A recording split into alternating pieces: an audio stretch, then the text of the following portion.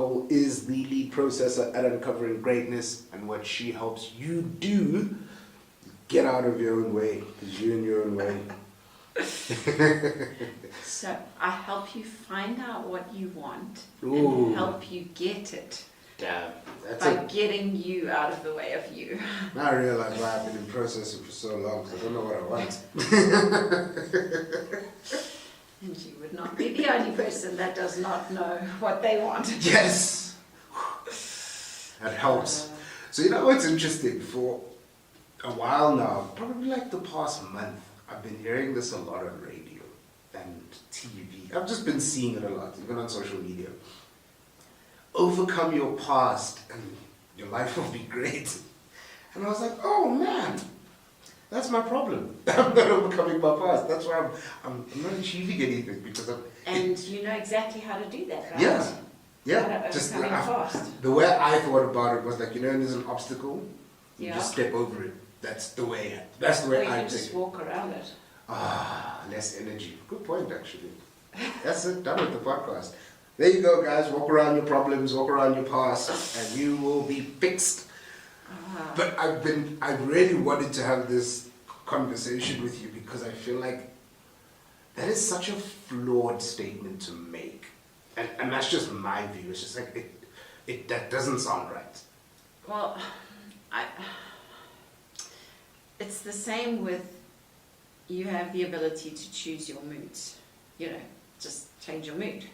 Just, I'm happy. you know, just be happy. You know, you have that ability to just, or energy's a choice. Yes. Those kind of, they're all kind of similar, because the biggest thing is most people have no idea what their energy is, so therefore they can't change it. Okay. Most people have no idea what their mood is, so therefore they can't change it. Yeah. Most people have no idea what is in their past that is stopping them from having a better future. So it's all pretty much the same kind of things, is there is not an awareness of What's actually... where you are and where you want to go.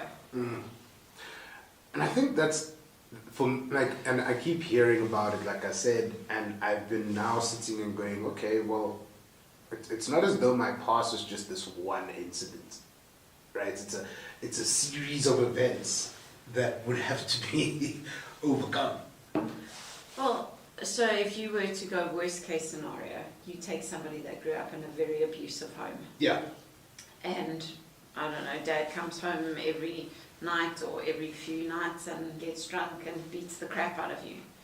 That's not one incident you can overcome, because it's a continuous badgering, knocking down, beating. Yeah. And that's like an extreme case. But if we go sort of, if everything was amazing in your life, it doesn't change the fact that you have emotions, and it may look like everything's amazing. I was watching a show, We Were Liars. It's based on a book, and it's about it's a wealthy island, a family that grew up on a very wealthy island. Okay. And this kid and his uncle come and they stay on the island, and they're, you know, from a little bit of Indian descent, and so they've lived in India and they've, you know, experienced the absolute other side of the coin. Yeah. And you know, the little boy, well, I say the little boy, the young, I don't know, 16, 17-year-old says to his dad, his uncle, he says, you know, they're just so privileged, you know, they have everything. And the uncle turns around and he says, yes, but we're the lucky ones. We had way more hugs than they do. And it's perceptions. So some people need that. Some people need, you know, like a sort of touchy-feely, and some people don't. And, you know, some people that got all this touchy-feely emotion, like they're like, don't touch me.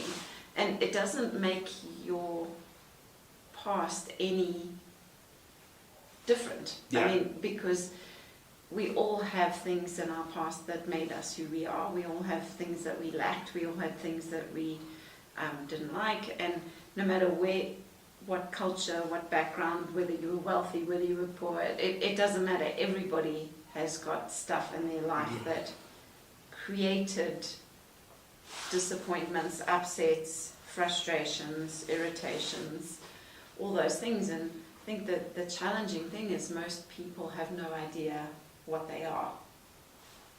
What do you mean, like those Well, things?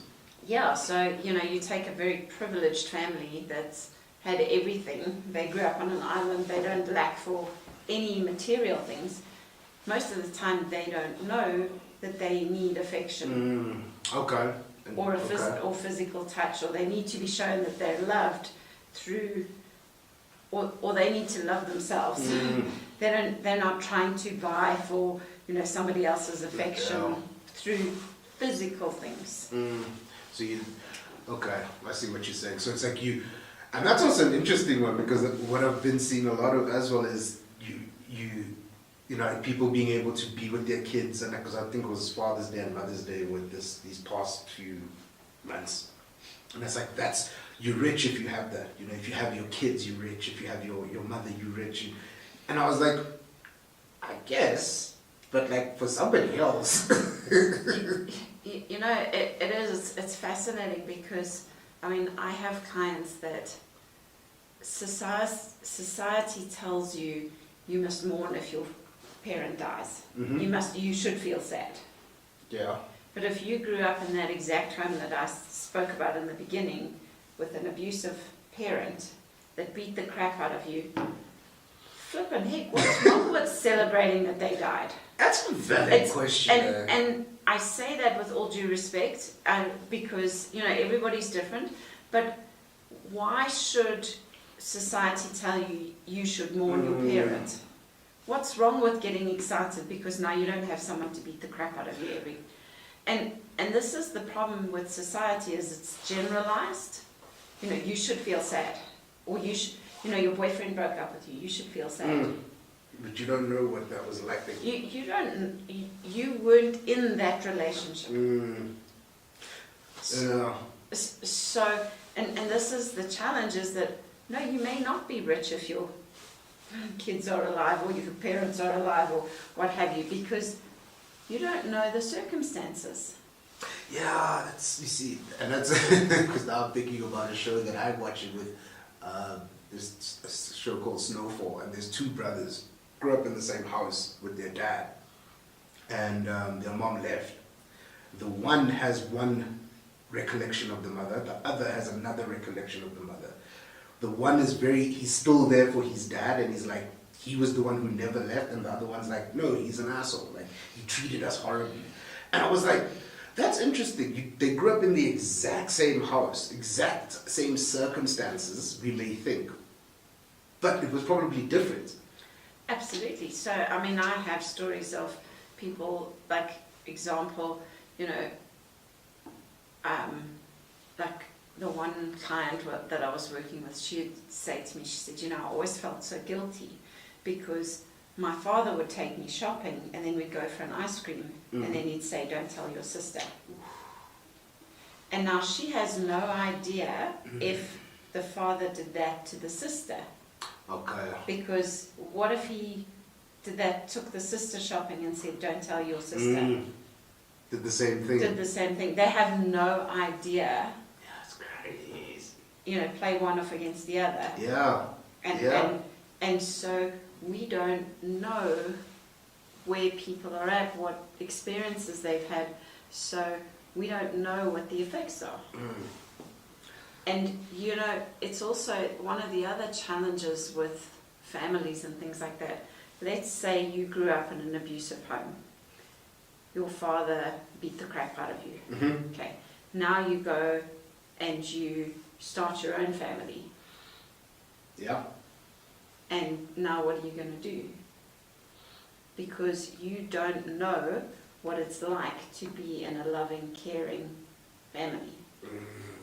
Or maybe you start dating a girl and her parents are loving and caring, and suddenly you go, but this is not the way it's supposed to be, because you only know what you grew up in, so you don't know what you are lacking.